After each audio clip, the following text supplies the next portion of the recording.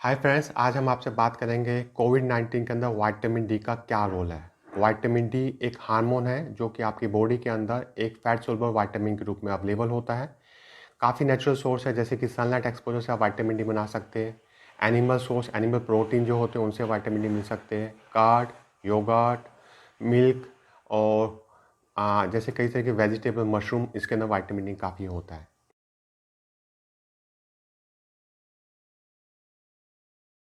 India के अंदर एक स्टडी की गई थी जिसमें पाया गया था कि जो अर्बन पॉपुलेशन है इंडिया की, उनके अंदर 70 to 80% के अंदर विटामिन डी डेफिशिएंसी है।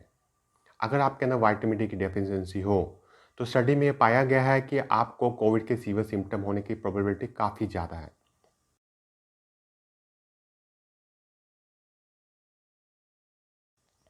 विटामिन डी कोविड के अंदर कैसे काम करता है?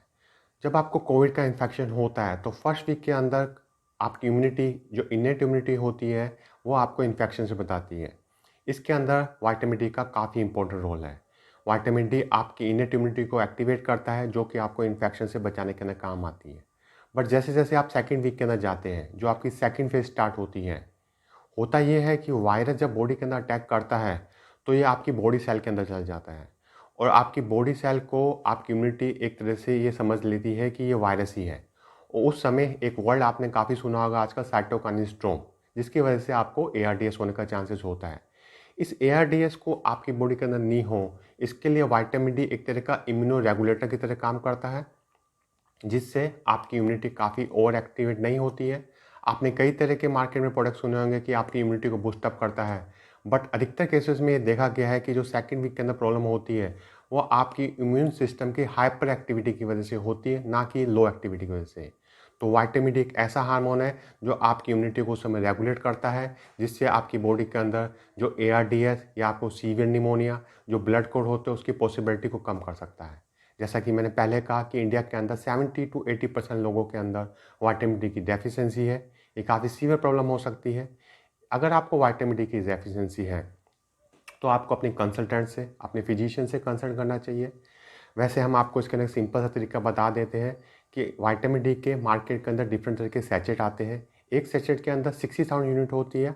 आप एक सैचेट को 10 पार्ट में डिवाइड कर सकते हैं और उसका हर एक पोर्शन आपने रोज़ लेना है, तो आपका एक सैचेट 10 दिन के लिए चल जाएगा। ये थेरेपी आपने 6 to 8 वीक के लिए लेनी है, यानी कि 1.5 से 2 महीने के लिए लेनी है। इससे आपको विटामिन डी की डेफिशिएंसी कंप्लीटली इंप्रूव हो सकती है, बट इसके लिए आपको अपने फिजिशियन से कंसल्ट करना ज़्यादा बेहतर रहेगा।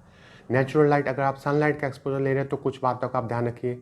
सनलाइट के अंदर यूवी बी लाइट जो होती है वो आपको विटामिन डी को बॉडी को जनरेट करने के लिए एक्टिवेट करती है। अगर आप मॉर्निंग में 10 AM से लेकर 3 PM के अंदर सनलाइट का एक्सपोजर कर रहे हैं तो आपकी बॉडी के अंदर विटामिन डी बनने की पॉसिबिलिटी ज़्यादा रहेगी। डार्क स्किन कलर के जो लोग होते हैं, जैसे कि मोस्ट ऑफ इंडियंस हैं, उनको कम से कम 15 से आधे 20 मिनट के लिए, यानी कि 15 to 30 मिनट के लिए सनलाइट एक्सपोजर लेना चाहिए। और सनलाइट एक्सपोजर आपको आउटडोर में लेना चाहिए। अगर आप किसी ग्लास से सनलाइट का अपने कमरे के अंदर एक्सपोजर ले रहे हैं तो वो यूवी लाइट को फिल्टर कर देगा, तो आपको सनलाइट का एक्सपोजर तो होगा बट विटामिन डी नहीं मिल पाएगा। तो आपने ध्यान रखना है कि सनलाइट एक्सपोजर के लिए आपने आउटसाइड ही रहना है। कम से कम 15 to 20 मिनट के सनलाइट एक्सपोजर लेना है और आपकी बॉडी का जितना पार्ट एक्सपोज रहेगा सनलाइट के लिए, उतना ही जल्दी आपको विटामिन डी बनेगा। अगर आप सन प्रोटेक्टिव फैक्टर, एसपीएफ फैक्टर की कोई बॉडी क्रीम यूज़ कर रहे हैं तो आपने ध्यान रखना है कि उसका एसपीएफ फैक्टर 15 से कम हो, क्योंकि एसपीएफ फैक्टर अगर इससे ज़्यादा होगा तो यूवी लाइट बॉडी में ऑब्जॉर्ब नहीं होगी और विटामिन डी नहीं बन पाएगा। नेचुरल सोर्स, अगर आप वेजिटेरियन हैं तो फोर्टिफाइड मिल्क ले सकते हैं, कर्ड ले सकते हैं, चीज़ ले सकते हैं। मशरूम काफ़ी अच्छे सोर्स है विटामिन डी के, जो कि आपकी बॉडी के अंदर विटामिन डी की डेफिशिएंसी से बचाते हैं। इसके अलावा अगर आपको लगता है कि इन सब चीज़ों को आप नहीं ले सकते हैं तो आप मार्केट से सप्लीमेंट भी ले सकते हैं। इसके लिए रिकमेंडेशन ये है कि अगर आपके घर में कोई इन्फेंट है जो कि 1 साल से बिलो है तो उसको 400 इंटरनेशनल यूनिट पर डे देनी है। अगर कोई इंसान 1 साल से लेकर 70 साल तक की उम्र का है तो उसने रोजाना 600 इंटरनेशनल यूनिट लेनी है, और कोई 70 ईयर से अबव है तो उन्होंने 800 इंटरनेशनल यूनिट पर डे लेनी है। ये सप्लीमेंट आप रेगुलर लेवल में ले सकते हैं, बट आपने इन चीज़ का ध्यान रखना है। अगर आप विटामिन डी की एक्सेस क्वांटिटी लेंगे तो उसकी टॉक्सिटी भी हो सकती है, इसलिए बेहतर ये रहेगा, जैसा कि हम आपको बार बार कह रहे हैं, कि आप अपने फिजिशियन से कंसल्ट कीजिए, उनकी गाइडेंस में विटामिन डी लीजिए। विटामिन डी इस कोविड के अंदर काफ़ी महत्वपूर्ण रोल अदा कर रहा है। इंडियंस के अंदर जैसे इसकी काफ़ी ज़्यादा डेफिशिएंसी देखी गई है, तो हमें इस चीज़ का ध्यान रखना है कि हम अपनी बॉडी के अंदर विटामिन डी का लेवल नॉर्मल मेंटेन करें। ये हमें और आपको सबको कोविड से बचाने के लिए काफ़ी इंपॉर्टेंट रोल अदा कर सकता है। Thank you.